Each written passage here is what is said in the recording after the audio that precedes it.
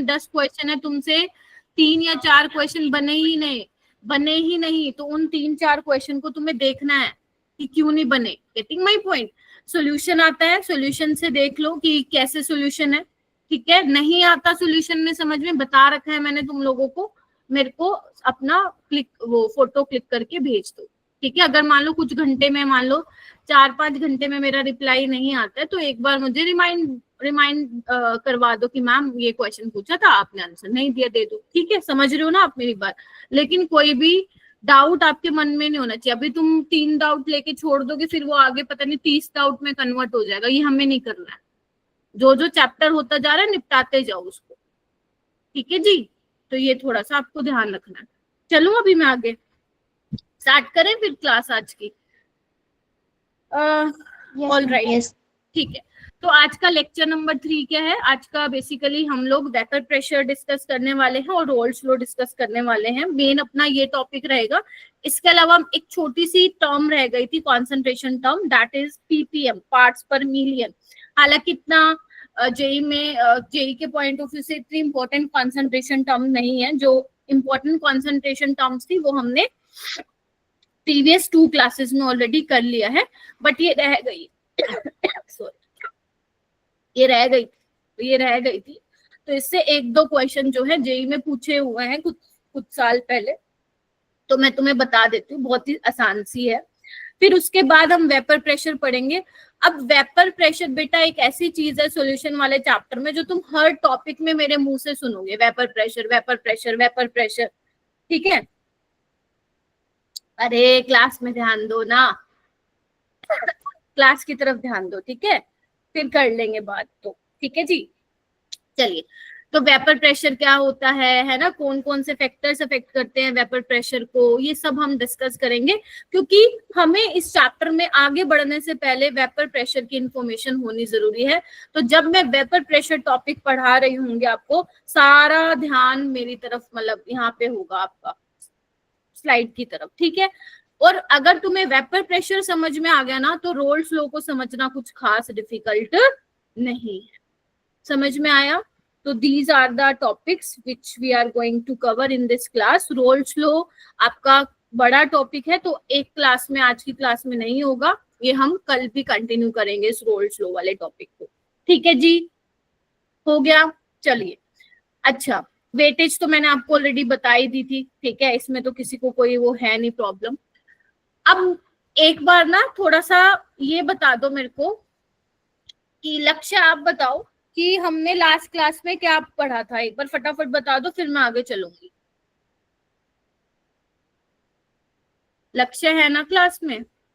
देखो मैं ऐसे बीच बीच में नाम लूंगी, फिर तुम्हारा नहीं बताओगे तो कुछ। एक बार मुझे बता दो कि लास्ट क्लास में हमने क्या डिस्कस किया था। बाकी आप में से कोई और बताना चाहता है तो प्लीज रेज योर हैंड।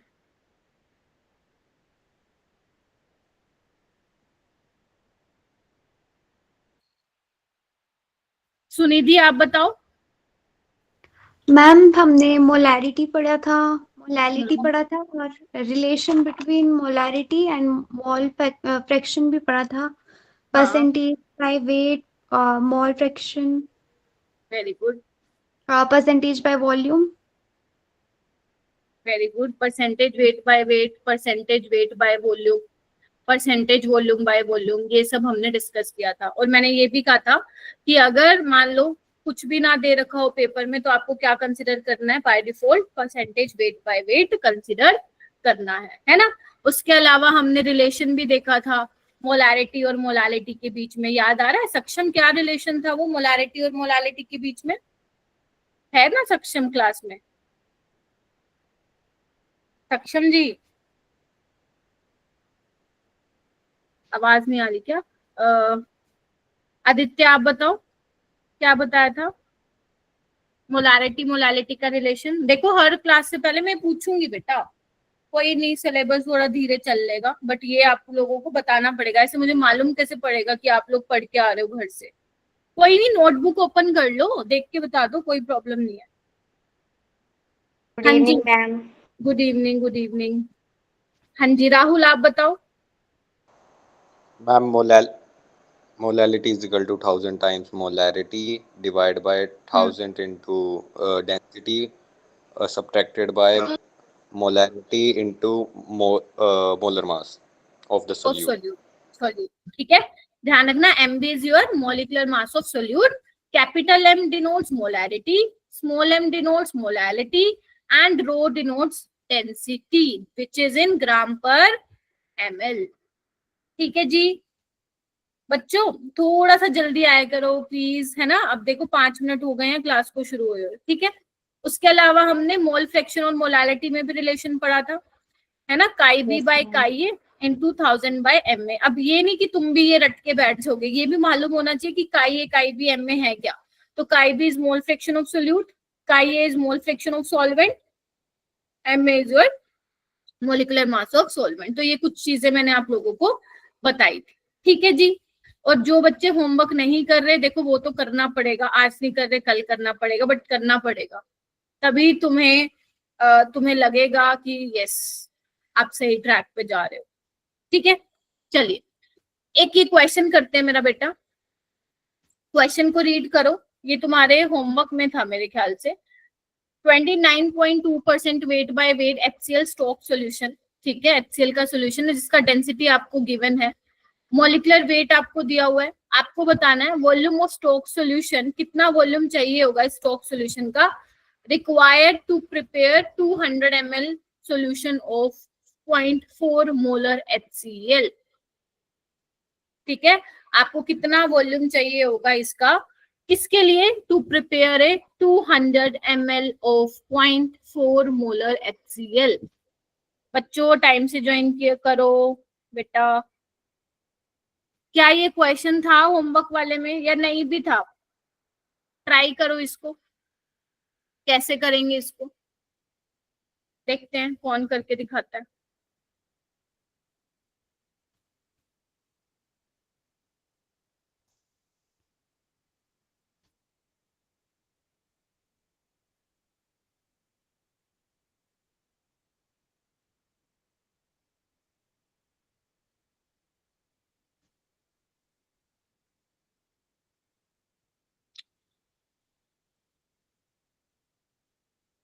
कैसे अप्रोच करेंगे इस क्वेश्चन को? समीर है क्या क्लास में? समीर है, रिया,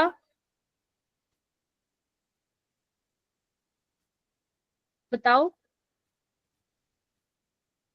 कौन बताएगा? चलो ये बता दो अप्रोच कैसे करो इस क्वेश्चन को। सारे चुप हो गए, चलो ये बता दो, कर मेरे को ये बताओ स्टार्ट कैसे करूं। Ma'am mole of HCl equals to molarity into volume. तो क्या किया सबसे पहले, अगर मैं इसकी बात करूं मैम, हाँ बोलो बोलो। Ma'am 0.4 into 200 by 1000। नहीं, आपने बस डायरेक्ट इसका यूज नहीं किया क्या बेटा, जो ये दिया हुआ है? मैम बताओ। हाँ बताओ। मैम पहले हम वॉल्यूम निकाल लेंगे ना, उसके बाद हम मोलारिटी निकाल लेंगे,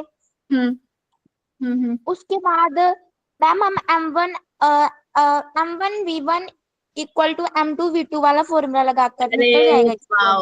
वेरी गुड, यही मैं पूछ रही थी, फॉर्मूला क्या यहाँ पे यूज करोगे। एंड अक्षिता ने 8 ml इसका आंसर बोला है, राइट अक्षिता? अक्षिता नहीं बोला है ना? हाँ ठीक है। यस तो बेसिकली यहाँ पे जो फॉर्मूला यूज कर रहे हो आप, वो क्या कर रहे हो, M1 V1 M2 V2। बोलो क्या कहते हो? यहाँ पे मैं लिख देती हूँ HCl, ये हमारा स्टॉक सोल्यूशन है, ठीक है जी, और ये हमारा क्या है, दूसरा HCl वाला है। बोलो क्या कहते हो? अब क्या है M1 V1, इसका देखो ना, इसका मतलब क्या होगा, 29.2% का मतलब कि 29.2 ग्राम ऑफ HCl किसमें प्रेजेंट है मेरा बेटा? 100 gram of 100 gram solution. Of water. 100 gram of solution, water नहीं मेरा बेटा, सोल्यूशन, ठीक है। डेंसिटी कितनी दे रखी है सॉल्यूशन की, 1.25 दी हुई है, ठीक है।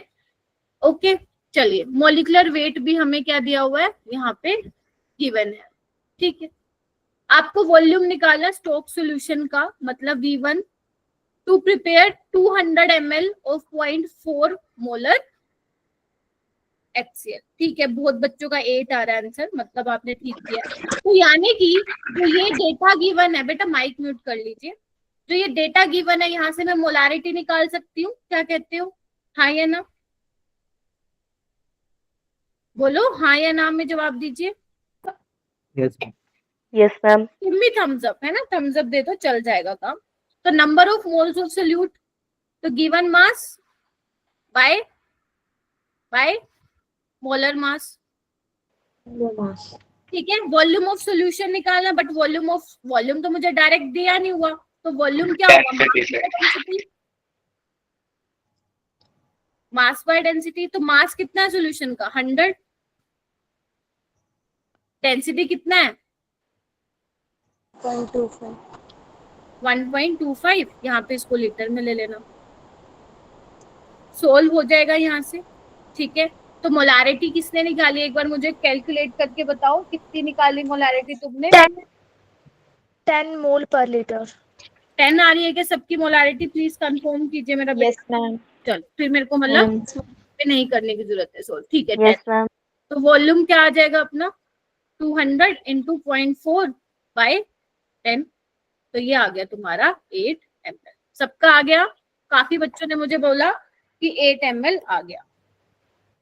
हाँ घर मैम इसमें जो वॉल्यूम है मैम वो ml में मतलब लीटर में नहीं करना पड़ेगा इसे कन्वर्ट। जो आपको बेटा इसका आंसर देना था ना, उसमें बोला है वॉल्यूम 15 ml, तो अपने को जो आंसर रिपोर्ट करना पड़ेगा वो मिलीलीटर में करना पड़ेगा। नहीं मैम फॉर्मूले में। हाँ हाँ बोलो बोलो। मैम फॉर्मूले में M1 V1 वाले नहीं, क्योंकि जो अपन ने ये वाला लिया ना मेरा बेटा, इधर देखो, ये जो 200 लिया है ना, ये ml में है, तो जो यहाँ से वॉल्यूम निकल के आएगा वो ml में निकल के आएगा, देख रहे हो। हाँ मैम ओके मैम। ठीक है, चलो चलो आगे। क्लियर है ये वाला क्वेश्चन, समझ में आ गया ना कैसे अप्रोच करना है। Yes ma'am.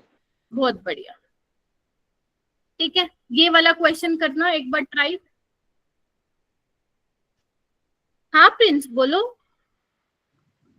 M1 10 कैसे आया? कहाँ पे मेरा बेटा, ये इसको सोल्व करने के बाद 10 आएगा। इसको सोल्व किया था आपने,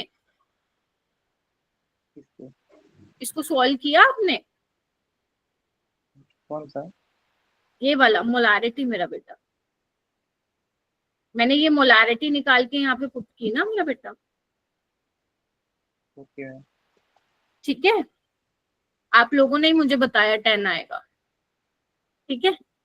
चलो चलूं आगे, चलिए ये वाला क्वेश्चन करो, ट्राई करो इसको।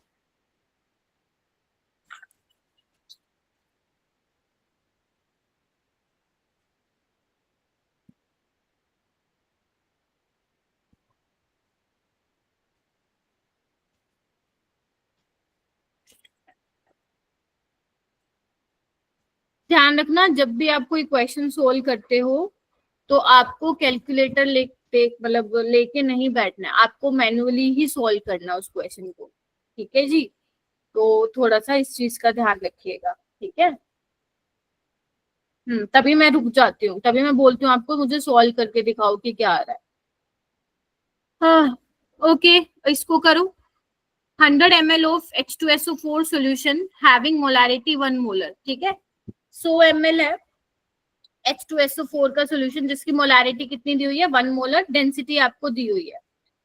उसको मिक्स किया गया है विद 400 ml ऑफ वाटर के साथ।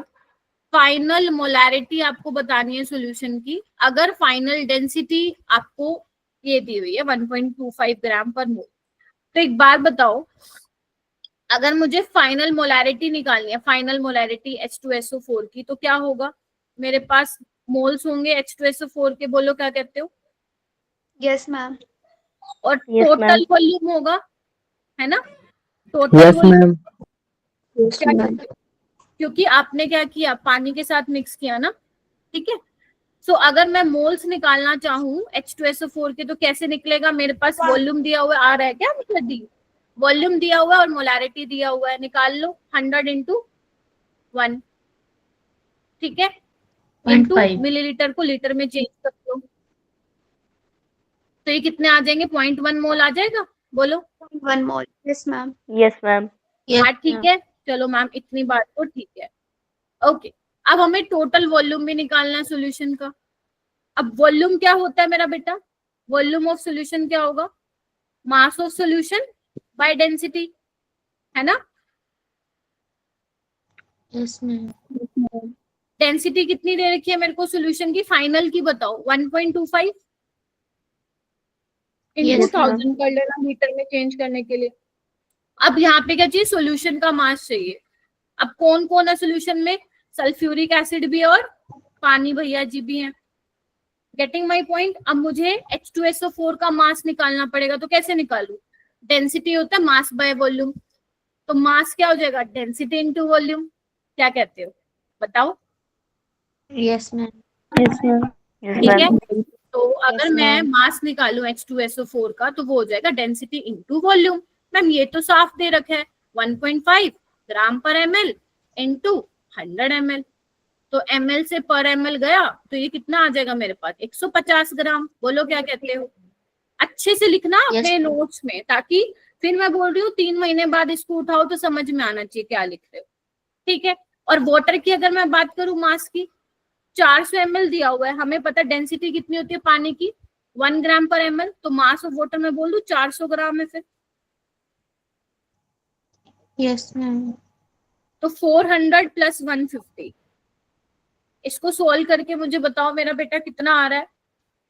550 बाय 1250, 55 बाय 125 कितना आ रहा है बेटा? इसको सोल्व करके एक बार बताओ। 0.44 आ रहा है, देखो एक बार।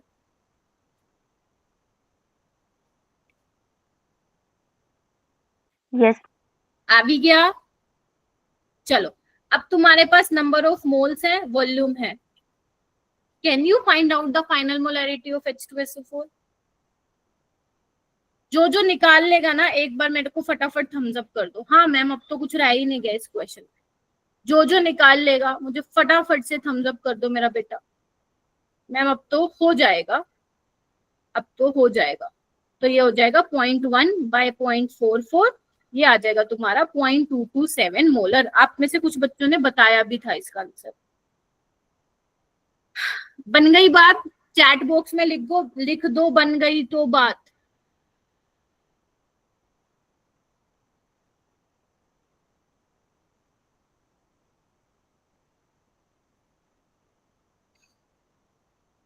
बेटा फाइनल डेंसिटी दे रखी है ना उसकी, तो वो आपको उससे जाना पड़ेगा, मास और उससे, मास बाय क्या बोलते हैं उसको, डेंसिटी से, ठीक है। तभी उसने इंटेंशनली यहाँ पे आपको फाइनल डेंसिटी दी है सॉल्यूशन, ठीक है।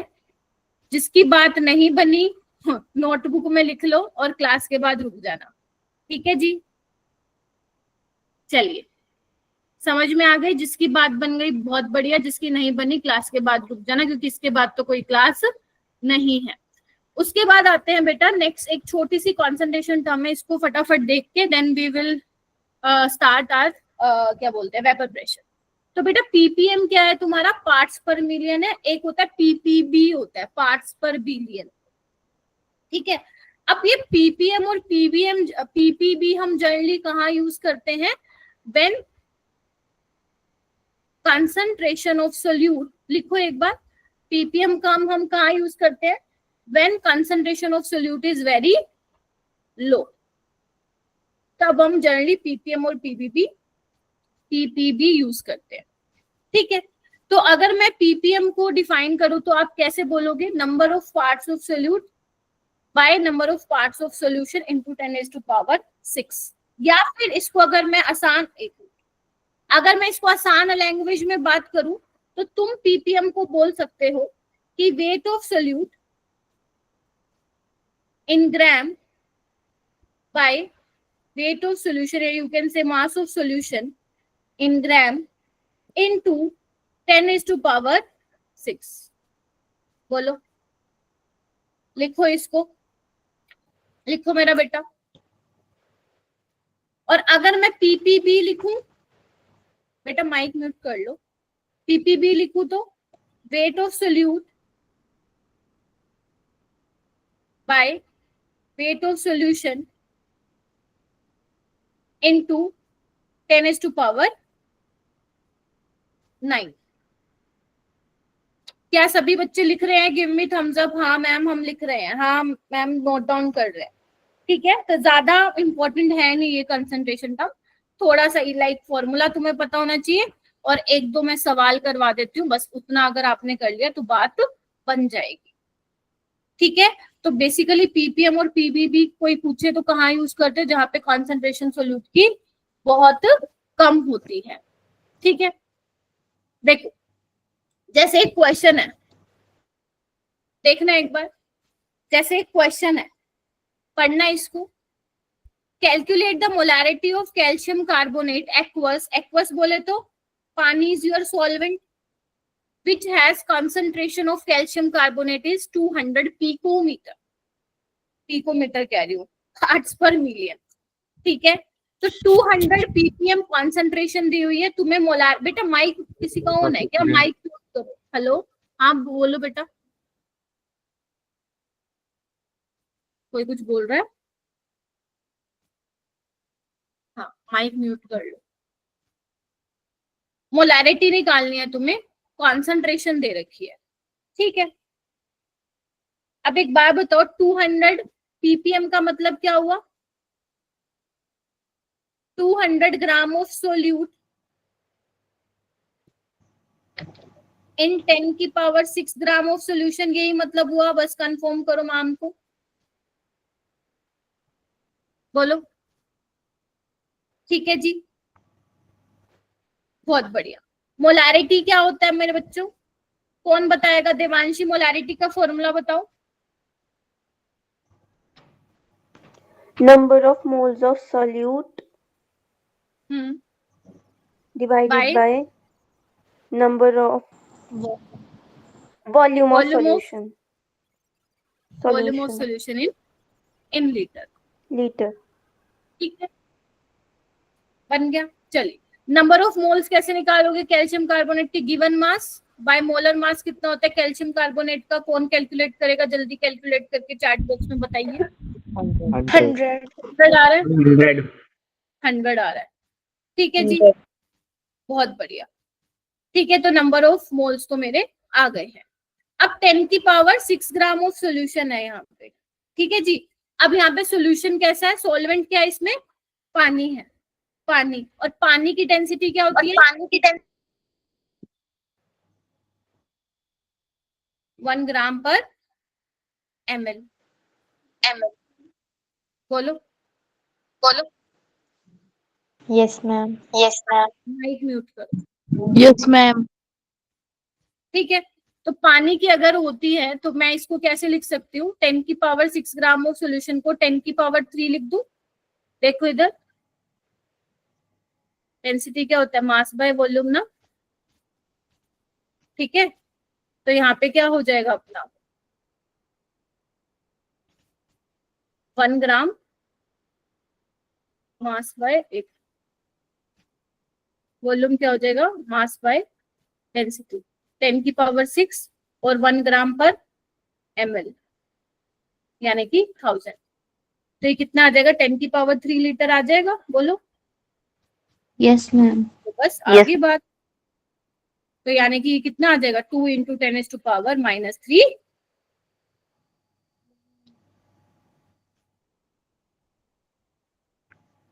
आंसर क्या आया फिर बताओ? C. ठीक है, तो ये छोटा सा क्वेश्चन है, तो ये आपको करना रहेगा। देख लो एक बार इसको, एक बार जल्दी से जो नोट डाउन किया उसको देखो।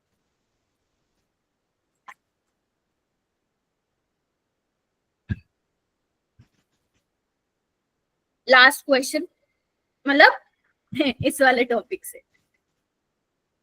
चलो ट्राई करो मेरा बेटा, ट्राई करिए।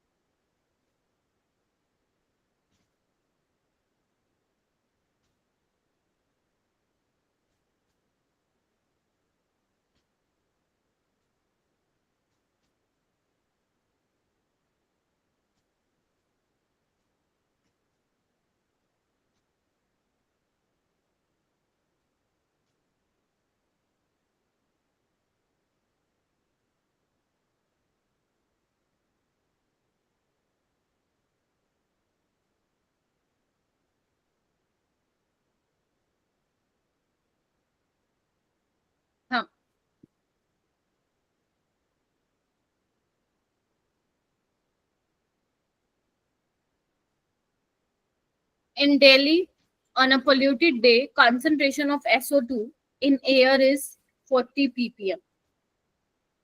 देख रहे हो, पोल्यूशन के दिन पे जो SO2 की कंसंट्रेशन है एयर में, दैट इज 40 ppm. एज्यूम करिए कि एयर की जो डेंसिटी है वो 2 ग्राम पर लीटर है, तो how many gram of SO2 is present in 100 litre of air, ये आपको बता दें.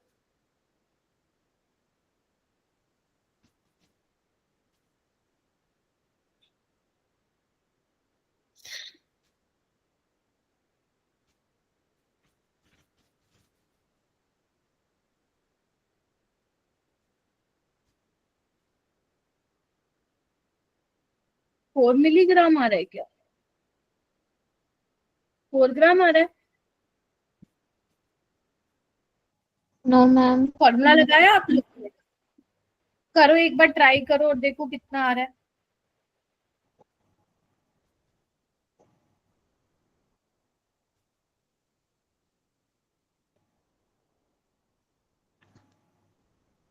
मैम 8 मिलीग्राम आ रहा है. 8 मिलीग्राम. 8 मिलीग्राम. अच्छा, मैम 8 okay. मिलीग्राम। ठीक है, करना. 8 मिलीग्राम आ रहा है, ठीक है. तो सबसे पहले तुम लोग क्या करोगे, पीपीएम का फॉर्मूला लगाया क्या तुम लोगों ने?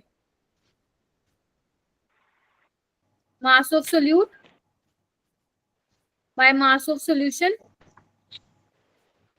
इनटू 10⁶ बोलो. Yes ma'am.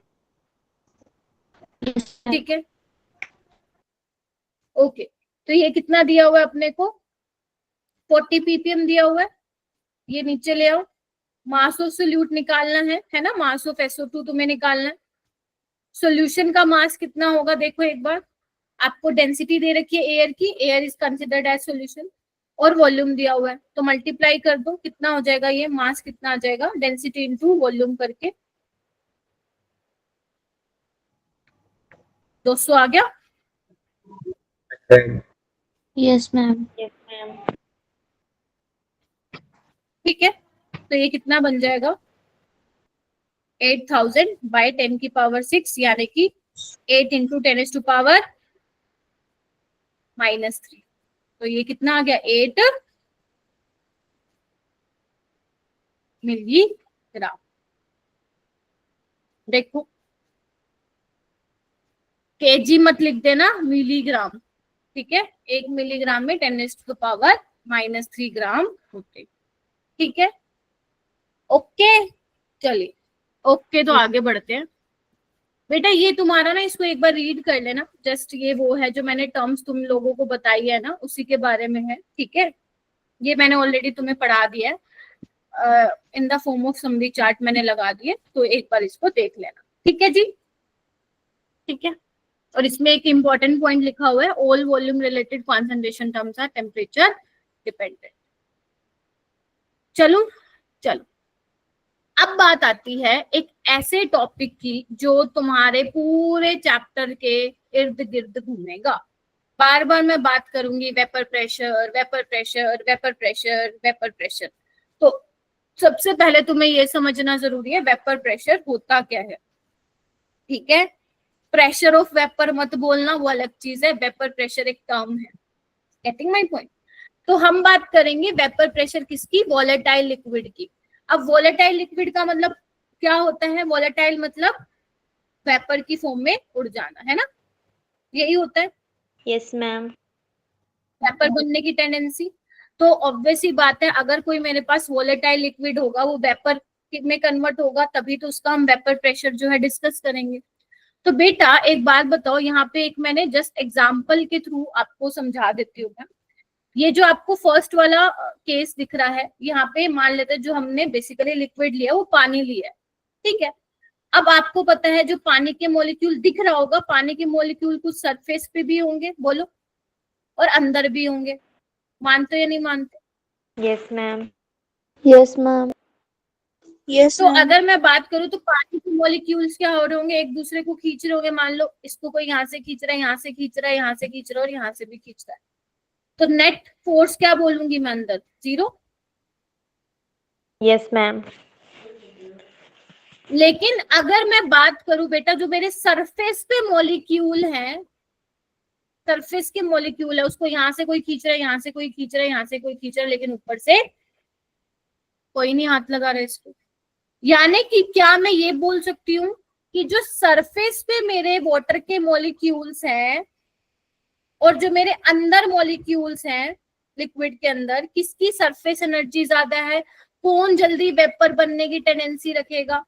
जो सरफेस पे मॉलिक्यूल है। हाँ या ना? Yes ma'am. Yes ma'am. ठीक है जी। अब क्या होगा? आपको पता है पानी वैसे भी क्या होता है? वॉलेटाइल होता है ना। थोड़ी देर रख दो पानी को, पोचा लगाते हैं ना, सूख जाता है ना, तो पानी हमारा वॉलेटाइल है। Yes, और भी बहुत सारे लिक्विड्स हैं जो वॉलेटाइल है। यस गर्व, ठीक है। और भी बहुत सारे मॉलिक्यूल्स हैं, लिक्विड्स हैं जो कि वॉलेटाइल है। वो आगे आने वाले चैप्टर्स में डिस्कस करेंगे। बेसिकली अभी मैं समझाना चाह रही हूँ वेपर प्रेशर क्या होता है। थोड़ा डिटेल में जाएंगे मेरा बेटा इसके, है ना? ठीक। तो अब जैसे ही वेपर बनने लगे तो सेकंड वाले केस में तुम्हें दिख रहा है एवेपोरेशन दिख रहा है, वेपोरेशन दिख रहा है। ठीक है जी। yes, अब ma'am. मैं क्या बात कर रही हूँ, अब मैंने जो कंटेनर लिया है ना, मुझे क्लोज कंटेनर लेना है। क्योंकि बेटा जो वेपर प्रेशर की हम बात करते हैं ना, एक तो वो क्लोज्ड वेसल में बात करते हैं, पहली चीज। दूसरा, इक्विलिब्रियम पे ही हम बात करते हैं वेपर प्रेशर की। क्या बोल दिया मैंने? I am repeating. जब भी मैं वेपर प्रेशर की बात करूंगी, the vessel should be closed. जो भी आप डब्बा ले रहे हो, कंटेनर ले रहे हो, वो क्लोज होना चाहिए। क्योंकि अगर मान लो क्लोज नहीं है तो वेपर तो उड़ के भाई उड़ जाएंगे, तो स्टडी क्या करोगे? पहली चीज। दूसरी चीज, वेपर प्रेशर हम इक्विलिब्रियम पे ही डिस्कस करते हैं। ठीक है। अब देखो, रेट ऑफ वेपोरेशन तो हो रहा है, पानी है, वेपोरेशन हो रहा है। जैसे ही वेपोरेशन हो रहा है तो वेपर फेज में मॉलिक्यूल्स इकट्ठे हो जाएंगे मेरे। हाँ या ना? क्या बोलते हो? जैसे जैसे Yes, ma'am. पानी वेपोरेट Yes, हो रहा ma'am. है तो क्या हो रहा है? मॉलिक्यूल्स इकट्ठे हो जाएंगे। उनमें क्या होगा? धक्का मुक्की होगी। धक्का मुक्की बोले तो कोलिजन होगी। और ज्यादा देर तक तो वो ऊपर बैठेंगे नहीं, वापिस आएंगे, कंडेंस होंगे। और जैसे ही वो वापिस आएंगे तो क्या करेंगे? प्रेशर एक्सर्ट करेंगे। और एक टाइम ऐसा आएगा मेरा बेटा जब मेरा रेट ऑफ वेपोराइजेशन बराबर होगा रेट ऑफ, बोलो, कंडेंसेशन के।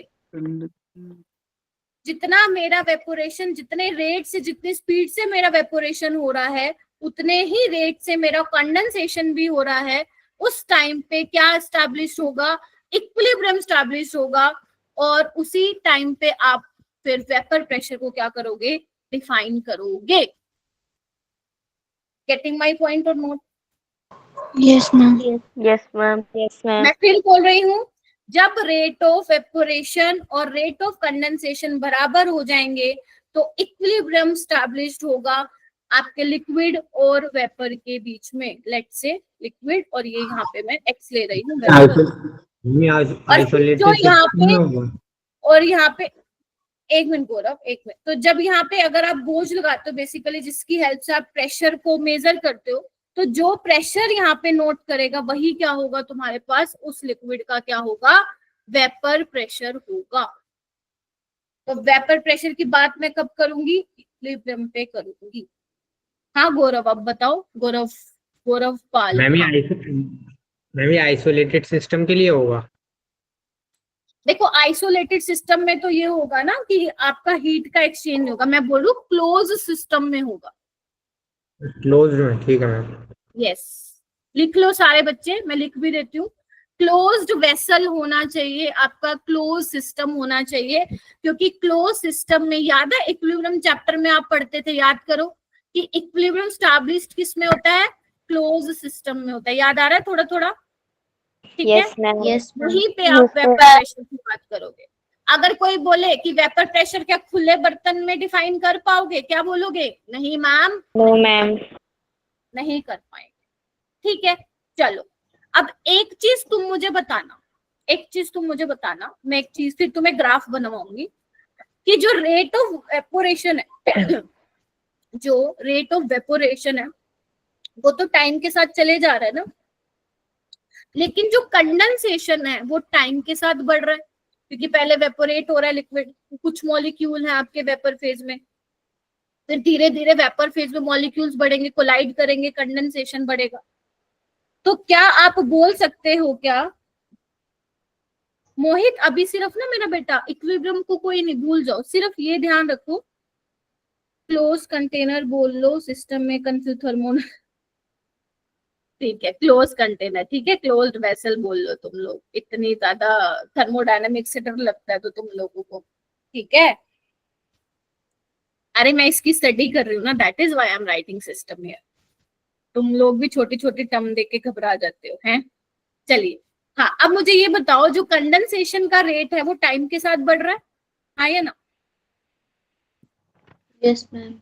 Yes ma'am. और जो वेपोरेशन का रेट है वो टाइम के साथ क्या है, कांस्टेंट है, हाँ या ना? क्योंकि वेपोरेशन तो हो रहा है ना, कंडेंसेशन टाइम के साथ बढ़ रहा है। तो अगर मुझे ग्राफ प्लॉट करना हो तो तुम मुझे बताना कि ये ठीक है या नहीं है। यहाँ पे करती हूँ मैं, इसको नोट डाउन करते जाओ सारी चीजों को, रेट वर्सेस टाइम।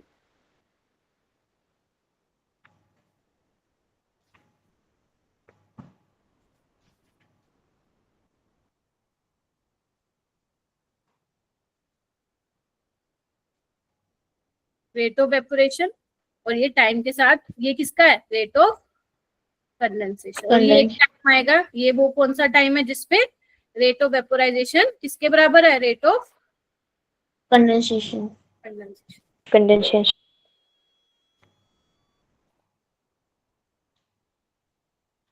ये जल्दी से बना के मुझे थम्स अप दो, और यहाँ पे इंपॉर्टेंट पॉइंट्स लिखना शुरू करो, ताकि जब आप नोट्स पढ़ो तो आपको पता रहे मैम बता क्या रही थी, पता चले भूल गए तुम फिर।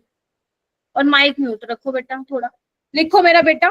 पहला point, rate of vaporisation, rate of evaporation is constant with time.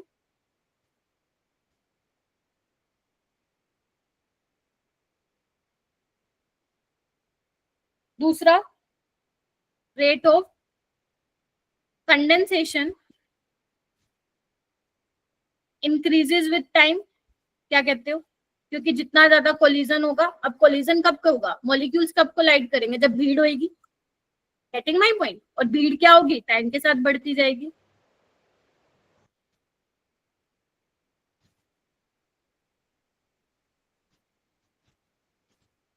Third point लिखो, व्हेन डायनेमिक, डायनेमिक मतलब पता है, चलता जा रहा है, काम हो रहा है, वेपोराइजेशन, कंडेंसेशन।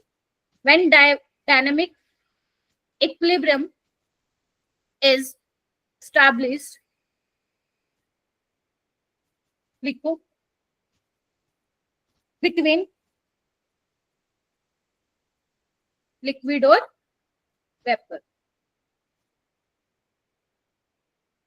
तब क्या होगा, then rate of vaporisation is equal to rate of condensation. क्या यही बातें मैंने बोली थी अभी? Yes ma'am. और अब ये लिख लो एक बार, लिखने के बाद मुझे थम्स अप दे दो। फिर तुम्हें एक बहुत बहुत इंपॉर्टेंट चीज बताने वाली हूँ। अब ये मत कहना मैम इक्विलिब्रियम कहाँ से आ गया, टेंशन मत लो, ठीक है, थोड़ा सा आएगा लेकिन समझ में आ जाएगा। पहले लिख लो इतना, फिर मैं एक इंपॉर्टेंट चीज तुम्हें बताती हूँ, ठीक है। चलो इधर आओ, इधर आओ, अभी कोई भी नहीं लिखेगा, इधर आओ। डन, चलो इधर आओ एक बार, कोई भी कुछ नहीं लिखेगा। इधर देखो, मेरा लिक्विड वेपर के साथ इक्विलिब्रियम में, यही इतनी देर से बोल रही हूं मैं, हाँ या ना? गैस लिख देती हूँ यहाँ पे, ठीक है। और जो वेपर प्रेशर एक्सर्ट करे इक्विलिब्रियम पे, उसी को ही मैं क्या बोल रही हूँ, वेपर प्रेशर बोल रही हूँ। यस और नो? तो अगर मेरा बेटा मुझे केपी लिखना हो, केपी थोड़ा सा लेके जा रही हूँ 11th क्लास में, बिल्कुल हल्का सा, जब हम इक्विलिब्रियम कांस्टेंट लिखते हैं तो वहां पे हम सॉल्यूशन के केस में लिखते हैं और गैस के केस में लिखते हैं, प्योर लिक्विड और प्योर सॉलिड के केस में नहीं लिखते हैं। ये थोड़ा सा याद है, बस इतना इंफॉर्मेशन चाहिए था। बताओ, दोबारा बोलना।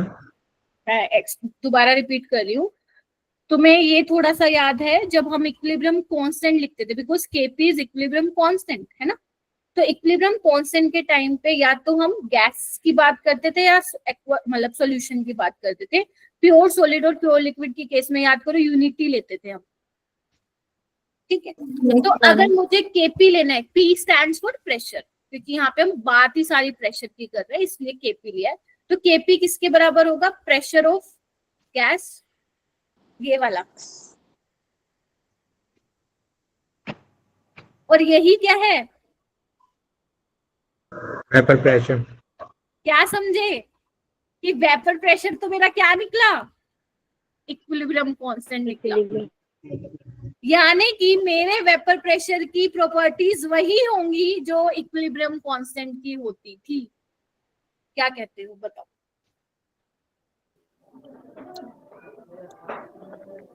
यानी कि मेरे वेपर प्रेशर की जो भी आप लिक्विड ले रहे हो उसकी वही प्रॉपर्टीज होंगी जो मेरी इक्विलिब्रियम कांस्टेंट में हुआ करती थी,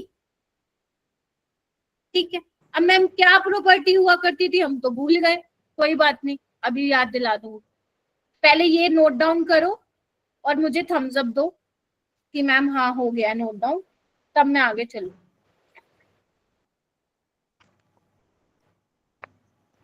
ठीक है। और जिसको वेपर प्रेशर की डेफिनेशन लिखनी है वो यहाँ पे लिख लो एक बार। साहिल मैं दोबारा बताऊंगी, एक बार ये नोट डाउन कर लो। जिसको वेपर प्रेशर की डेफिनेशन लिखनी है वो प्लीज एक बार लिख लो फटाफट। At constant temperature the pressure exerted by vapor of a substance or liquid when it is in equilibrium with its liquid state is called vapor pressure of volatile liquid at that temperature। ये बड़ी important definition है, please note down कीजिए।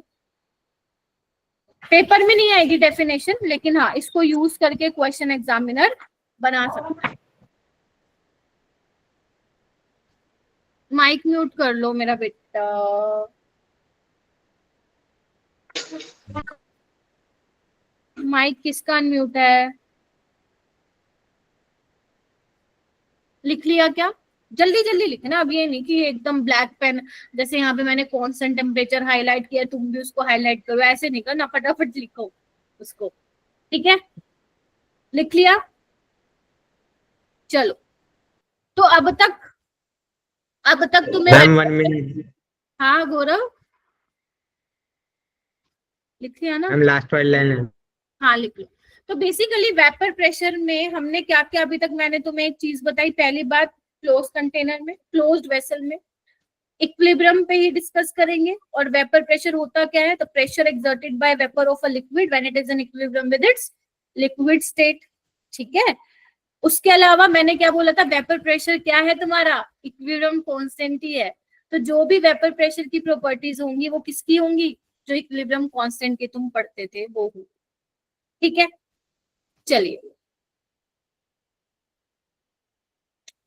यहाँ पे आइए मेरा बेटा, important points लिखेंगे अब हम। ये कोई पिक्चर नहीं बनाएगा,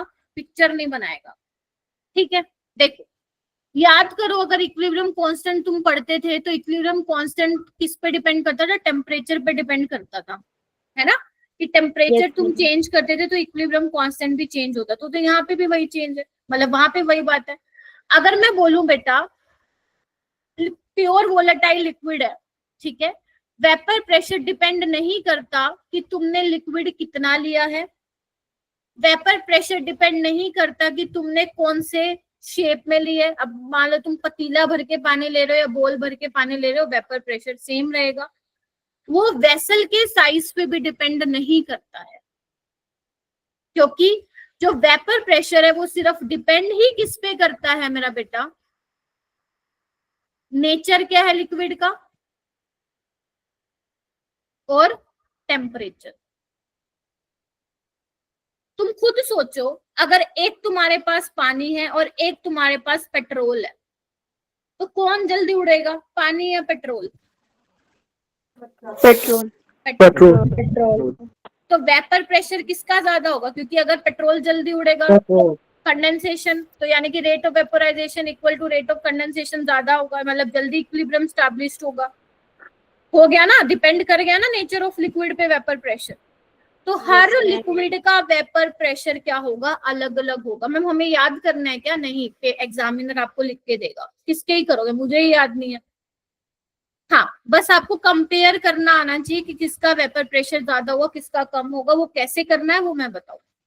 तो अभी सिर्फ मैंने ये बताया वेपर प्रेशर डिपेंड किस पे करता है, नेचर ऑफ लिक्विड, लिक्विड का क्या नेचर है और टेम्परेचर।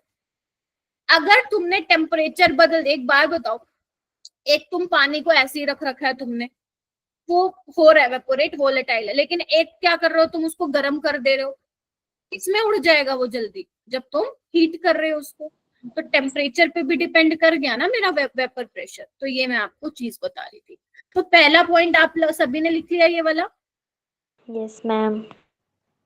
दूसरा Yes, ये मैंने ऑलरेडी लिखवा ही दिया कि for pure volatile liquid vapour pressure depend on temperature only.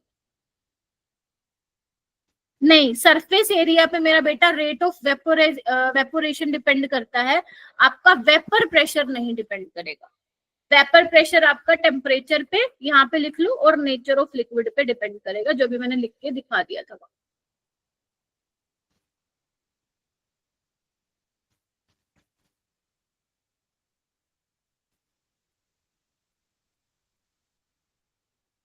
क्योंकि वेपर प्रेशर को किससे मतलब है, इक्विलिब्रियम स्टैब्लिश्ड होना चाहिए। ठीक है जी।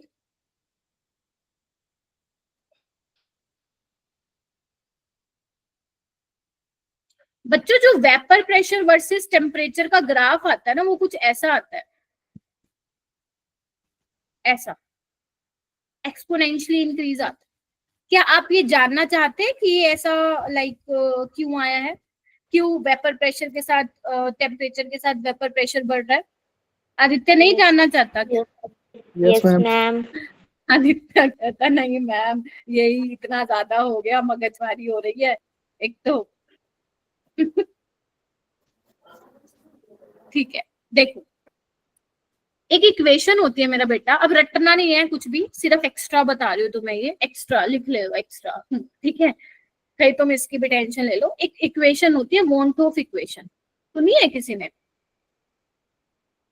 No, ma'am. कोई बात नहीं। एक want of फ्रैक्शन पढ़ा है। सुनी है क्या? अच्छा, नहीं सुनी, किसी ने सुनी होगी, किसी ने नहीं सुनी होगी। वो इक्वेशन क्या होती है मेरा बेटा, अगर मान लो मेरा टेम्परेचर T1 है, उस पे मेरा वेपर प्रेशर P1 है। अगर मेरा टेम्परेचर T2 है और वेपर प्रेशर मेरा P2 है, तो उसमें जो इक्वेशन होती है वो ये होती है, देखो एक बार वॉन्ट ऑफ लिख रही हूँ पहले मैं, ln K2 by K1 delta H by R 1 by T1 minus 1 by T2 where T2 is greater than T1।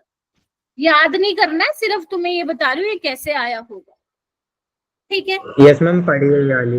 अच्छा पढ़ी हुई है, फिर ठीक है। हाँ, 11th में थोड़ा मतलब ज्यादा क्वेश्चन नहीं आते हैं, इसलिए ज्यादा पढ़ाते नहीं आप लोगों को, बट हाँ 11th में इक्विलिब्रियम में आता है।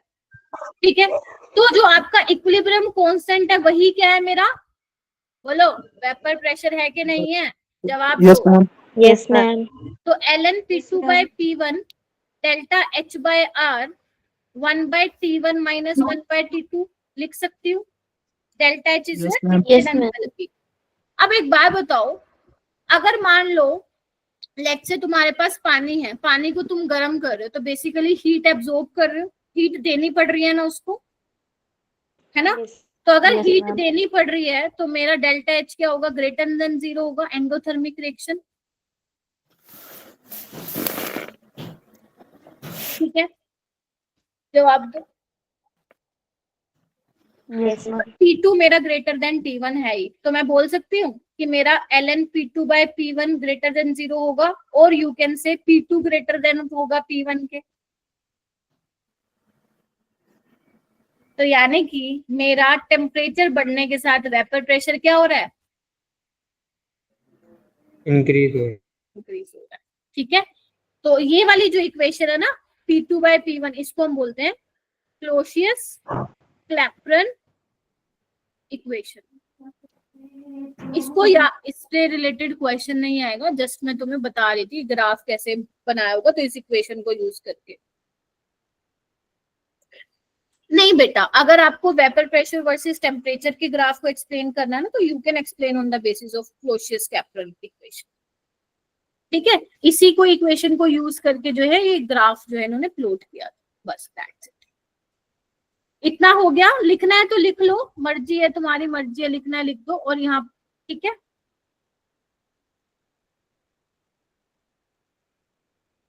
चलो एक इंपॉर्टेंट बात, लिखना है लिख लो वरना रहने भी दे सकते हो। मैंने सिर्फ ये बताया कि वेपर प्रेशर टेम्परेचर के साथ बढ़ कैसे रहा है, दैट्स इट। और कुछ मैंने ऐसा बहुत मुश्किल नहीं बताया मेरा बेटा। चलिए, उसके बाद हम आते हैं boiling point and intermolecular force of attraction. ठीक है, चलो अब बॉइलिंग पॉइंट क्या होता है? समीर आप बताओगे बॉइलिंग पॉइंट क्या होता है मेरा बेटा?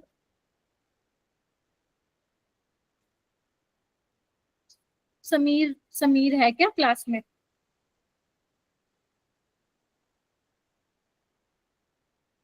हाँ बताओ बेटा। क्लास में जब आप पढ़ रहे हो कोई चैप्टर, तो ये मत सोचना कि हमेशा आपका इजी इजी चलता रहेगा, है ना। आपको बीच में ऐसे भी टॉपिक देखने को मिलेंगे जो कि थोड़े से ऐसे होंगे जिसमें आपको अटेंशन पे करना होगा। ठीक है, मैं ट्राई कर सकती हूँ आपको कि वो आसानी से समझा सकूं, बट ऐसा नहीं है कि वो आप स्किप कर दोगे और ये सोचोगे अरे यार ये तो इतना डिफिकल्ट है। You are preparing for JEE Main and advance, तो डेफिनेटली कोई टॉपिक्स ऐसे जरूर आएंगे जो कि आपको थोड़ा लगेगा कि ये मैम थोड़ा सा डिफिकल्ट टू अंडरस्टैंड है, लेकिन समझ में आ जाएगा अगर मैं समझा रही हूँ। एक बार बस घर जाके तुम्हें रिवाइज करने की जरूरत है, अभी तुम्हें बहुत स्लो चल रही। बॉइलिंग पॉइंट पूछा था मेरा बेटा, तो बॉइलिंग पॉइंट बेसिकली होता क्या है? The temperature at which vapour pressure, बोलो, of solution Sure equal the is surrounding equal to atmospheric atmospheric pressure. pressure becomes equal to Transition force atmospheric pressure. causing atmospheric it pressure। to transition. ठीक है, जैसे अगर मैं आपको पता है जो वाटर का बॉइलिंग पॉइंट होता है वो 100 डिग्री होता है ना। Yes, ma'am. तो पानी कब उबलना Yes, स्टार्ट ma'am. करता है? जब लिक्विड का वेपर प्रेशर बाहर के प्रेशर के क्या हो जाए, बराबर हो जाए, तब वो लिक्विड क्या करने लग जाता है? बॉयल करने लग जाता है। अब एक बात बताना मेरा बेटा, एक मेरे पास है वाटर, मैं यहीं पे तुम्हें समझा देती हूँ कॉन्सेप्ट। अगर जो ये है ना द टेम्परेचर जिस पे बॉयल करे, वो अपन लोअर क्लास में पढ़ते थे, बट अब तुम्हें ये वाली डेफिनेशन बतानी है किसी को। ठीक है, अगर बेटा यहाँ पे मेरे पास वाटर और एक एसीटोन है, एसीटोन है ना, नेल रिमूवर में होता है ना एसीटोन, है ना। Yes, जी, Yes, ma'am. जिसको आप लगाते हो तो क्या हो जाता है, आपके जो ये नेल्स है वो ठंडे ठंडा फील होता है, राइट, होता है ना। और ऐसे आपके जो नेल्स हैं वो वाइट से भी हो जाते हैं, है ना। हाँ जी, जो गर्ल्स बैठे हैं यहाँ पे, गर्ल्स बैठी हैं, होता है कि नहीं होता? होता है ना। Yes, कभी भी नेल रिमूवर ऐसी जिसमें एसीटोन हो वो नहीं लेना चाहिए, वो हाथ को खराब करता है आपके नेल्स को। हमेशा वो वाला लेना चाहिए नेल रिमूवर जिसमें इथाइल एसीटेट हो, वो आपके अच्छा लगता, लाइक ड्राई नहीं करता आपके नेल्स को। चलो ठीक है, वो तो बात की बात है। वाटर और एसीटोन की अगर मैं बात करूं मेरा बेटा, आप सबको पता है वाटर में क्या होती है? इंटरमोलिकुलर हाइड्रोजन बॉन्डिंग होती है ना। ma'am. Yes, ma'am. Yes, ma'am. Yes ma'am. Yes, है ना? ma'am. इसको मैं ऐसे बना देती हूँ, ध्यान से देखिए। ठीक है, ये और दूसरे वाटर मॉलिक्यूल के साथ क्या होता है इस तरीके से। लेकिन एसीटोन की बात करूं तो यहाँ पे इंटरमोलिकुलर हाइड्रोजन बॉन्डिंग नहीं होती है। तो एक बात बताओ, अगर मैं बोलूं कि वाटर जल्दी बॉईल करेगा या एसीटोन जल्दी बॉईल करेगा, तो तुम क्या कहोगे? एसीटोन जल्दी बॉईल Ma'am, कर जाएगा, acetone. क्योंकि यहाँ पे क्या है, एक्सटेंसिव इंटरमोलिकुलर हाइड्रोजन बॉन्डिंग है। तो हाइड्रोजन बॉन्डिंग को ब्रेक करने के लिए भाई जद्दोजहद करनी पड़ेगी, तुम्हें मेहनत करनी पड़ेगी। ठीक है, तो ज्यादा ma'am. टेम्परेचर देना Yes, पड़ेगा ma'am. इसको इसके एटमॉस्फेरिक प्रेशर तक लेके जाने में। Getting my point? तभी, जबकि एसीटोन में ऐसा नहीं है, तो एसीटोन जल्दी बॉयल कर जाएगा। तो बॉइलिंग पॉइंट किसका ज्यादा होगा? Acetone. बॉइलिंग पॉइंट ज्यादा H2 होगा।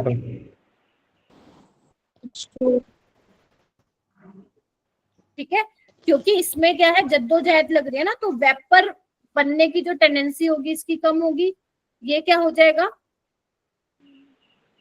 जल्दी बॉयल हो जाएगा। बोलो क्या कहते हो? Yes, ma'am. मैम एक जो अच्छा, तो अगर मैं मैम जो अगर मैं वेपर definition- प्रेशर, हाँ मेरा बेटा, मैम जो डेफिनेशन लिखवाई है एक बार से थोड़ा और अच्छे से समझाओगे? हाँ मैं आती हूँ इसको, एक बार ये देखो। तो वेपर प्रेशर किसका ज्यादा होगा? एसीटोन का, हाँ या ना? Yes, ma'am. ठीक है, क्योंकि एसीटोन का बॉइलिंग पॉइंट कम है, मतलब कम टेम्परेचर पे ही बॉईल कर जाएगा और भाप बन के उड़ जाएगा। तो यहाँ से एक बात क्या समझे तुम लोग मेरा बेटा, यहाँ से एक बात तुम ये समझे, हटा दो इसको, यहाँ से एक बात तुम ये समझे कि जो वेपर प्रेशर है मेरा, वो बॉइलिंग पॉइंट के क्या हो गया, इनवर्सली प्रोपोर्शन हो गया।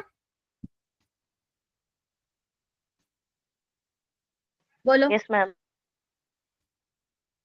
और अगर मैं बात करूं बेटा फोर्स ऑफ अट्रैक्शन की, इंटरमोलिकुलर फोर्स ऑफ अट्रैक्शन की, तो मैं बोल सकती हूँ जितना ज्यादा बॉइलिंग पॉइंट होगा उतना इंटरमोलिकुलर फोर्स ऑफ अट्रैक्शन होगा। यस मैम, डायरेक्टली प्रोपोर्शनल होगा।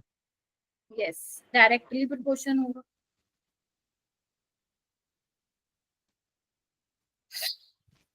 जैसे अभी वाटर में देखा था ना हमने, इंटरमोलिकुलर हाइड्रोजन बॉन्डिंग है, तो उस पर intermolecular force of attraction strong है, तो आपको ज्यादा टेम्परेचर देना पड़ेगा बॉईल करने के लिए। क्या ये दो बातें हो गई क्लियर? फिर मैं एक बार, गर्व कह रहा है दोबारा बता दो, मैं डेफिनेशन को दोबारा बताती हूँ। चलो गर्व इधर आओ, मैं क्या बोल रही हूँ। मान लो गर्व, तुम्हारे पास, तुमने एक बोल लिया हुआ, इसमें पानी है, ठीक है। अब तुम क्या कर रहे हो, उसको गर्म कर रहे हो, ठीक है। मान लो बाहर का एटमॉस्फेरिक प्रेशर अपना 1 atm है, ठीक है। लिक्विड का भी अपना कुछ होगा प्रेशर, बोलो क्या कहते हो। तो जैसे ही तुमने उसको गर्म करना स्टार्ट किया, तो जब वो वाटर बॉईल कब करेगा, जब इसका जो प्रेशर होगा वो बाहर के प्रेशर से क्या हो जाएगा, मैच हो जाएगा, जब वो बराबर हो जाएगा। तो जब वो बाहर के प्रेशर से मैच कर हो जाएगा, तब क्या होगा तुम्हारा लिक्विड, बोलो, गर्म बॉईल करने लग जाएगा। क्योंकि अभी क्या है ना, बाहर का प्रेशर ज्यादा है, अभी वो रोक रहा है उसको, लेकिन जैसे ही तुम्हारे लिक्विड का प्रेशर, मतलब आपका बेसिकली बॉईल कर रहे हो, टेम्परेचर आप रेज कर रहे हो, तो बाहर के प्रेशर को मैच करेगा, और उस टाइम पे क्या होगा, तुम्हारा लिक्विड बॉईल करने लग जाएगा। अब हर लिक्विड का अपना वेपर प्रेशर होता है, ठीक है। किसी में तुम्हें ज्यादा टेम्परेचर देना पड़ेगा एटमॉस्फेरिक प्रेशर तक लेके जाने में, किसी में तुम्हें कम लेके जाना पड़ेगा, ठीक है। सो ये लिख लिया आप सभी ने? Yes ma'am. Yes, ma'am. लिख Yes, लिया? ma'am. गौरव लिख लिया क्या? गौरव पाल? बिल्कुल मैम, लिख लिया। ठीक है। कौन इक्विलिब्रियम पे आ जाएगा? अरे बाबा, इक्विलिब्रियम पे तब आएगा ना जब तुम बंद बर्तन ले रहे हो, खुले बर्तन में कहाँ पे इक्विलिब्रियम अचीव कर पाओगे, ठीक है। खुला है ना तुम्हारा बोल जिसमें तुम गर्म कर रहे हो, उड़ जाएगा वो तो सारा। उस वे में समझा रही थी मैं डेफिनेशन। एक जेई का प्रीवियस ईयर क्वेश्चन करे मेरा बेटा, चलो आ Yes, जाओ एक ma'am. बार। तुम्हें ये तो समझ में आ गया ना, वेपर प्रेशर वर्सेस टेम्परेचर का ग्राफ इस तरीके से क्यों है? ऐसा तो नहीं देखोगे ना कि मैम ये क्या लाइनें लगा रखी हैं, एटलीस्ट ये तो क्लियर हो गया ना? Yes, ma'am. ठीक है, ओके बेटा, 5-7 मिनट और लूंगी क्लास, ठीक है। 5-7 मिनट और लूंगी, और ये हर क्लास में आप प्लीज थोड़ा सा आना सोच के कि हाँ मैम 5, 7, 10 मिनट कभी कभी एक्सटेंड कर सकती हैं क्लास, ठीक है। तो ऐसा नहीं सोचना 1 घंटा आप बैठ के चले जाओगे, क्योंकि मैं स्लो इस वजह से करा रही हूँ ताकि आपको कॉन्सेप्ट की क्लैरिटी आए। अच्छा, मैम आदित्य का 11th में तो इससे भी ज्यादा देर तक होती थी। हाँ 1.5 घंटे की होती थी ना तब तुम लोगों की क्लास। हम तब भी तो बैठते थे, अब भी बैठ जाएंगे। हाँ ये सही है, क्या बात है। चलो आओ, वेपर प्रेशर वर्सेस टेम्परेचर का ग्राफ देखते हैं। चलो, आपको क्या दिख रहा है? ये लिक्विड्स दिए हुए हैं, आपको दिख रहे हैं? यस ठीक है, मैम। ठीक है। मान लो यहाँ पे आपका 1 atm है प्रेशर, यहाँ मान लेती हूँ मैं, ठीक है। अब आपको क्या करना है, लिक्विड कब बॉयल होगा? जब एक्सटर्नल प्रेशर के बराबर हो जाएगा। तो ये जो एक्स वाला है, मान लो ये वाला वो टेम्परेचर है, इधर देखो, इस वाले टेम्परेचर पे क्या हो जाएगा तुम्हारा एक्स, क्या हो जाएगा, बॉयल होना स्टार्ट हो जाएगा इस वाले पर्टिकुलर टेम्परेचर पे, हाँ या ना? यस और अगर मैं वाई करूंगी तो वाई के लिए इस टेम्परेचर पे बॉयल होएगा, और अगर मैं जेड की बात करूं तो वो इस वाले टेम्परेचर पे बॉयल होगा, क्योंकि इस टेम्परेचर पे वो किसके बराबर हो रहा है? एटमॉस्फेरिक प्रेशर के बराबर हो रहा है, जो बाहर का प्रेशर है, ठीक है। तो Yes, यहाँ से ma'am. तुम्हें क्या समझ में आया कि बॉइलिंग पॉइंट किसका ज्यादा है? सबसे ज्यादा किसको ज्यादा मैम जेड का। जद्दोजहद लग रही है बॉयल करने के लिए? बोलो। मैम जेड वाले को। जेड वाले को, फिर वाई वाले को, और सबसे कम एक्स वाले को। एक्स वाले को। एक्स वाले को। तो इंटरमोलिकुलर फोर्स ऑफ अट्रैक्शन का भी यही ऑर्डर होगा। Yes ma'am. बस तो अब तुम Yes, देख ma'am. लो फटाफट से कौन सा ऑप्शन मैम बी, लगाएंगे। मैम बी ऑप्शन मैम होना बी। चाहिए। मैम बी ठीक है, ऑप्शन। बी ऑप्शन बोले तो यहाँ पे सी लगाना, कहीं पता चले इसको लगा के आ जाओ, ठीक है। X has higher intermolecular interaction, गलत। X has lower intermolecular force of attraction as compared to ma'am Y, B yes। वाला ए सही है इसमें, मतलब X has higher intermolecular inter, no ma'am no sorry. Z has lower intermolecular interaction, ये गलत है। ये ठीक है लेकिन ऑप्शन में ये सी में है, समझ गए ना? भावनाओं को समझो, ठीक है। Yes ma'am. Yes ma'am. चलिए, तो वेपर प्रेशर में देखो इससे ज्यादा नहीं पूछा जाएगा तुमसे, ठीक है। जितना वेपर प्रेशर मैंने बताया है उतना ठीक है, ठीक है। तो थोड़ा सा रोल्स स्लो पे आने से पहले हम आइडियल लिक्विड के बारे में बात कर लेते हैं। आइडियल लिक्विड सॉल्यूशन क्या होता है? पहली बात तो है हम इस चैप्टर में बाइनरी सॉल्यूशन के बारे में डिस्कस करने वाले हैं, ठीक है।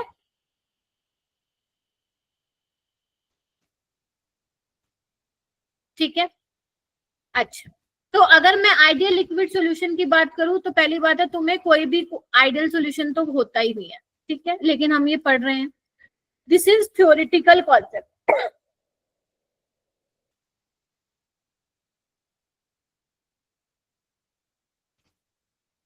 मान लो मेरे पास लिक्विड ए है,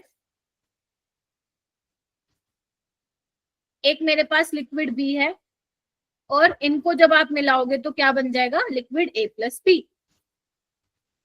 ठीक है जी। अब एक बात बताओ, जो मेरे पास लिक्विड ए है उनमें क्या होगा? ए के टाइप, ए के जो बेसिकली आपका लिक्विड है उनके बीच में इंटरमोलिकुलर फोर्स ऑफ अट्रैक्शन होगी। लिक्विड बी में लिक्विड बी के मॉलिक्यूल्स के बीच में होगी, और इसमें ए और बी के मॉलिक्यूल्स के बीच में होगी। तो क्योंकि मेरा बेटा कि मेरा सॉल्यूशन आइडियल है, तो आप कैसे पता करोगे कि मेरा सॉल्यूशन आइडियल है या नहीं है? तो आप ये बोलोगे कि जो इंटरेक्शन है बिटवीन ए के मॉलिक्यूल्स में और जो बीबी के मॉलिक्यूल्स में और ए बी के मॉलिक्यूल्स में, वो क्या है? बराबर है।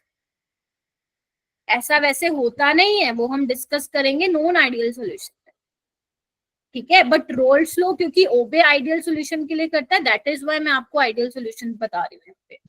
तो जो ए के बीच में इंटरमोलिकुलर फोर्स ऑफ अट्रैक्शन है वो बीबी के बीच में जिस टाइप की अट्रैक्शन है वो बराबर है ए बी के बीच में जो अट्रैक्शन है। और ये कब हो सकता है? ये कब हो सकता है? जब size of molecule should be almost similar, मानते हो कि नहीं मानते हो?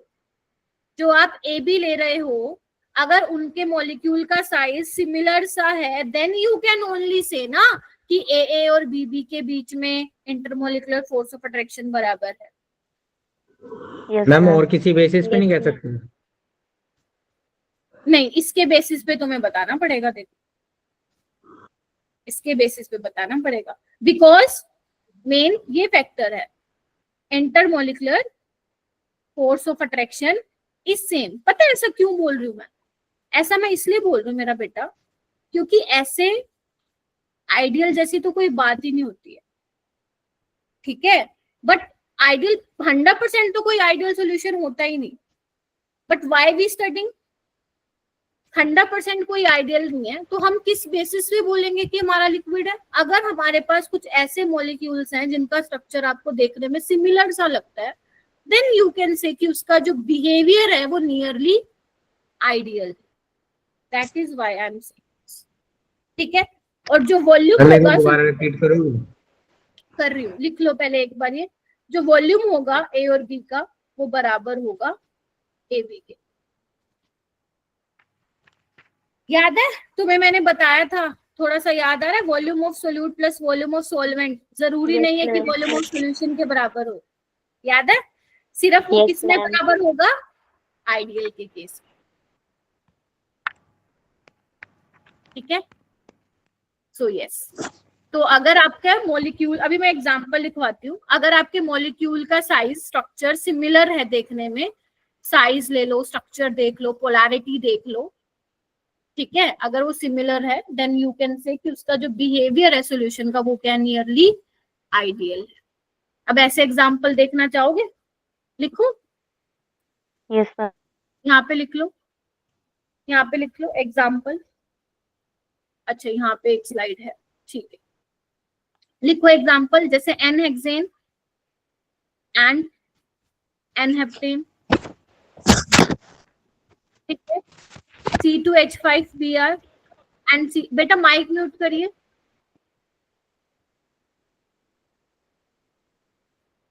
बेंजीन एंड टॉल्विन, दिख रहा है आपको? सिमिलर से दिख रहे हैं ना, ये देखो।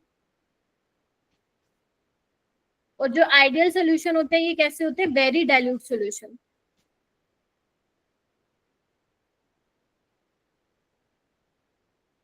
जिसमें सॉल्वेंट के मोल बहुत ज्यादा होते हैं सोल्यूट से।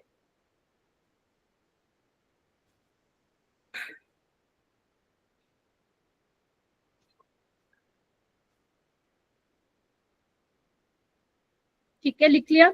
आज मैं तुम्हें कोई होमवर्क नहीं दूंगी, ठीक है? तो आपका जो पिछले वाला पेंडिंग रह गया, सिर्फ उसी को ही करना है आपको, ठीक है? बिकॉज अगर मैं तुम्हें दे दूंगी फिर वो क्वेश्चन तुमसे बनेंगे नहीं, ठीक है जी? तो इतना ही मतलब आपको करना है। बस एक ये देख लो, thermodynamics of ideal liquid solution. अब तुम मुझे बताना, अगर मैं पूछूं तुमसे एंथैल्पी ऑफ मिक्सिंग क्या होगी? यहाँ पे 0 होगी या नॉट इक्वल टू 0? 0। इधर आओ, इधर आओ। तुम दो चीजें पढ़ते हो, या तो एनर्जी रिलीज करती है या एनर्जी एब्जॉर्ब करती है। एक बात बताओ, जब इंटरमोलिकुलर फोर्स ऑफ अट्रैक्शन ही बराबर है, ना तो बेचारे वो पास आ रहे हैं, है ना, कि एनर्जी रिलीज हो, ना तो बेचारे दूर जा रहे हैं कि रिपल्शन हो, तो ओवरऑल चेंज क्या है एंथैल्पी में? बताओ, enthalpy of mixture 0। 0। Neither heat release NOR energy absorbed. और अगर मैं वॉल्यूम की बात करूं, वो बताओ, 0। चेंज इन वॉल्यूम है 0। ए के बीच में जो है फोर्स ऑफ अट्रैक्शन, बी के बीच में, ए बी के बीच में क्या है?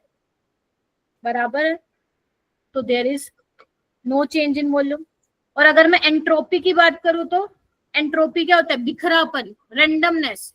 तो जब तुम एक सॉल्यूशन में दूसरे सॉल्यूशन को डाल रहे हो, तो क्या हो रहा है? नंबर ऑफ पार्टिकल्स बढ़ रहे हैं, रेंडमनेस बढ़ रही है, तो एंट्रोपी क्या होगी मिक्सचर की? और अगर मैं बात करूं delta G change in Gibbs free energy की, तो क्योंकि अपने आप मिक्सिंग लाइक आप कर रहे हो, है ना, तो बेसिकली प्रोसेस क्या है, स्पॉन्टेनियस। Spontaneous. स्पॉन्टेनियसली मिक्सिंग हो रही है, तो डेल्टा जी क्या होगा, लेस देन 0। इतनी बात तुम्हें बस ध्यान रखनी है। मिक्सिंग अपने आप हो रही है? ना ना ना, आपने लिक्विड ए लिया, ठीक है, लिक्विड बी लिया, ठीक है, दोनों को मिला दिया। अब जो मिक्स हो रहे हैं आपस में स्पॉन्टेनियसली हो रहे हैं ना, रिएक्शन इन ए और बी को जब आपने मिलाया, तो that is why Gibbs free energy less than 0 spontaneous हो। ठीक है मैम। मिला तो तुम लेके तुम मिला रहे हो, ठीक है। हाँ रिद्धिमा, मैम ये आइडियल सॉल्यूशंस के लिए है, कंडीशन की नॉन आइडियल के लिए भी है। पहले आइडियल पढ़ा है ना, नॉन आइडियल का जब पढ़ाऊंगी तब बताओ, ठीक है। ठीक है बच्चों, तो इतना कर लो आज के लिए, बस होता है, ज्यादा है। ज्यादा है, फिर तो तुम नहीं बैठ सकते भाई 1.5 घंटा, अगर ज्यादा लग रहा है ये भी है। हाँ कृतिका, मैम इसमें नॉन स्पॉन्टेनियस भी एग्जिस्ट करेगा? नहीं बेटा, आपका अभी वैसे मैंने बताया नहीं है, जब आपका आइडियल सोल्यूशन है नॉन आइडियल सोल्यूशन हो, उसमें ये दो चीजें हैं जो सेम रहती है, प्रोसेस स्पॉन्टेनियस ही होगा, नॉन स्पॉन्टेनियस नहीं, ठीक है। Yes ma'am. चलिए आज के लिए इतना बहुत है, तो आज आप ये कर लेना, आइडियल लिक्विड सॉल्यूशन के बारे में पढ़ लेना, वेपर प्रेशर को बहुत अच्छे से पढ़ना है आपको, ठीक है। वेपर प्रेशर क्या होता है, किस पे डिपेंड करता है, वेपर प्रेशर इक्विलिब्रियम कांस्टेंट ही है ना। और क्या बताया मैंने आज की क्लास में, बताओ थोड़ा सा, बताओ बताओ। प्रॉपर्टी सेम होती है, इक्विलिब्रियम बॉइलिंग कांस्टेंट। हाँ बॉइलिंग पॉइंट के बारे में बताया कि boiling point is directly proportional to intermolecular force of attraction, है ना। और अपना यस मैम। बॉइलिंग पॉइंट जो होगा वो वेपर प्रेशर के इनवर्सली प्रोपोर्शन होगा। और वेपर प्रेशर किस पे डिपेंड कर रहा था, नेचर ऑफ लिक्विड पे, और बोलो टेम्परेचर पे, नेचर ऑफ लिक्विड और टेम्परेचर। ठीक है। तो ये कुछ चीजें ध्यान में रखनी है, और नेक्स्ट क्लास में मैं रोल्स लॉ को तो पूरा करवाऊंगी, साथ ही साथ नॉन आइडियल सॉल्यूशन को भी हम वहां पे डिस्कस करेंगे, ठीक है। चलिए यस मैम। आज के लिए इतने करना, और नेक्स्ट क्लास में भी थोड़ा सोच के आना कि 10 मिनट मैम एक्स्ट्रा बिठाएंगी। और हाँ एक चीज मुझे ये बोलनी थी, जब भी आप होमवर्क शेयर करोगे ना मेरा बेटा, तो ध्यान रखना, बताओगे या शेयर करोगे अपना नाम along with your student ID, मुझे इन्फॉर्म करोगे, ठीक है। क्योंकि मेरे को फिर पता नहीं चलेगा ना ऐसे कौन सा स्टूडेंट है, ठीक है। चलिए ठीक है बच्चों, good night, bye everyone. Bye ma'am. Good night ma'am. Good night ma'am. Good night ma'am. Bye bye bye ma'am. Bye.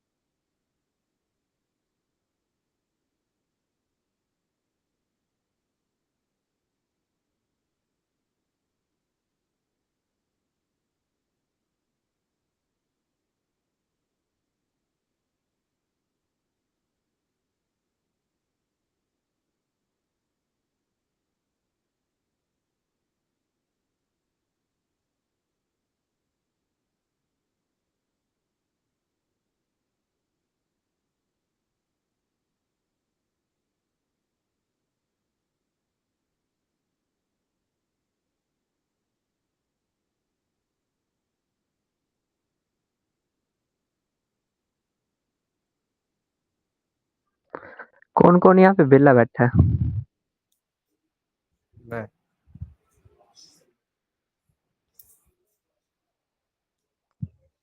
भाई कहाँ से यार? भाई बद्दी। अच्छा